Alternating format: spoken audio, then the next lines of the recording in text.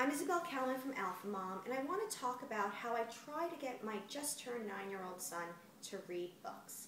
When he was younger, he was that kid always asking, "Mommy, can you read me another book? Mommy, can you read me another book?" And I did. We read for hours. And for 30 minutes before bedtime, I would read him books.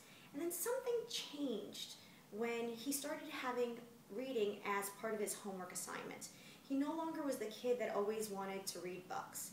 And I have to be honest with you, it kind of broke my heart a little bit. And I think because as parents, we all want our children to be the one that absolutely love to read books. But the truth is that when I was 9 years old, I wasn't a natural reader either. I had ants in my pants. I couldn't focus my eyes. I wasn't interested in what I was reading. And it wasn't until I was about 12 or 13 and I discovered 17 magazine that I finally found something that I enjoyed to read. But I love to read now. I'm constantly reading something, and my son sees that, and I think that's a good thing. But enough about me. How do I get him to read? It's really a combination of intrinsic and extrinsic motivation. Intrinsic motivation is when you love to do something, and extrinsic motivation is when there are external factors that really lead you to do something. That could be things like good grades, a reward chart, pleasing an authority figure like your parents or your teachers. And in terms of intrinsic motivation, what I try to do is I listen to my son. I try to figure out what he's interested in. So for example, he's fascinated by Steve Jobs. I think it's because of this Apple culture that we live in.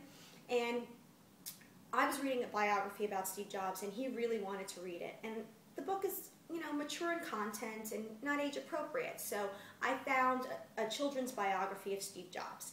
He also loves to read action and adventure stories, and he likes graphic novels for younger readers. So those are the things that I seek out, and I'll find him time to time kind of reading those on his own.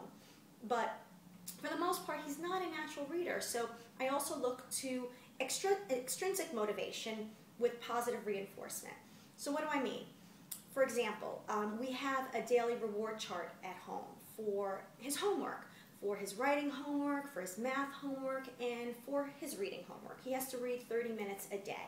And what I'm trying to do is have positive association tied to something that he doesn't always like to do, which is read. And so when he's completed his tasks every day, he is able to choose from a reward menu, something that he wants to do. And, to be honest with you, I was a little hesitant to kind of put reading on the reward chart. But as it was explained to me that there are some children that have a delay in the development of intrinsic motivation. And so what needs to be done is have kind of positive association things, a positive association with things that they don't like to do, like reading. And in the meantime, what I try to do until intrinsic motivation kind of kicks in is find books that he also likes. So, for example, we went on spring break. He learned how to snowboard. That was the first time that he had gone to learn how to snowboard. And listening to his instructor, he was talking to him about how his instructor goes out of bounds and goes on skull trails, and that kind of stuff really excited him. So when Chronicle Books approached me about talking about their new series, which is called The Worst Case Scenario Ultimate Adventure, I knew that the Everest one would be the one for him. There's also one called Amazon and one called Mars. And these books have 26 different endings, and they're all dependent upon how the reader, how you decide the story. What happens is you come at different crossroads along the story, and you need to make a decision. Do you follow A or do you follow B? And when I told my son that you could actually skip ahead in the book, he thought that was the coolest thing ever.